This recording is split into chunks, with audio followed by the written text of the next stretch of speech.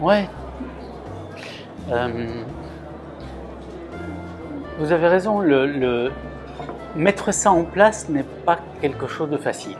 Euh, on a tendance à croire que une structure bien organisée, un système pyramidal tel qu'il est habituellement appliqué, évidemment amène beaucoup de facilité dans le rythme de mise en place des choses. Parce que la décision est prise, quand la décision est prise, elle ne peut pas être remise en question. Puisqu'elle ne peut pas être remise en question, mais soit on l'applique, on est là pour ça, on est payé pour, etc.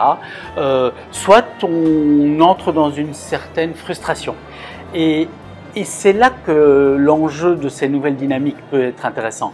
Plutôt que d'avoir, et c'est reconnu aujourd'hui, énormément de gens qui vivent avec frustration le fait d'être dans un système dont leur partie de dynamisme, je dirais, d'autonomie, on pourrait encore dire, de sens de la responsabilité est mise à mal, eh bien, on a la possibilité, grâce à ces nouvelles façons de faire du management, de rendre les gens plus autonomes, plus dynamiques, plus créatifs, plus enjoués même, parce qu'ils ont la possibilité d'aller proposer des choses, de se lancer dans une dynamique active.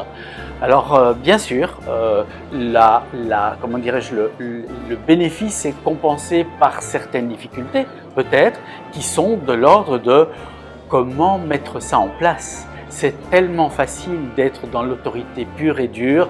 Ce système pyramidal classique, c'est tellement plus compliqué d'amener chacun à se développer et à enrichir la totalité de l'entreprise. C'est pourtant un enjeu majeur pour les entreprises de demain si elles veulent subsister et être pérennes.